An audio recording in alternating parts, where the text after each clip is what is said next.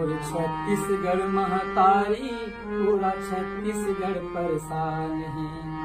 मोर छत्तीसगढ़ महतारी पूरा छत्तीसगढ़ परेशान है। एथेनॉल के चर्चा भारी हो, एथेनॉल के चर्चा भारी, जिंदगी नरक समान है। मोर छत्तीसगढ़ महतारी पूरा छत्तीसगढ़ परेशान है। मोर छत्तीसगढ़ महतारी पूरा छत्तीसगढ़ परेशान है। धरती माँ के बेटा किसान सुगर खेती कमावत है। धरती माँ के बेटा किसान सुगर खेती कमावत है। परदेसिया के आँखी फूट गए जहर के धंधा लगावत है।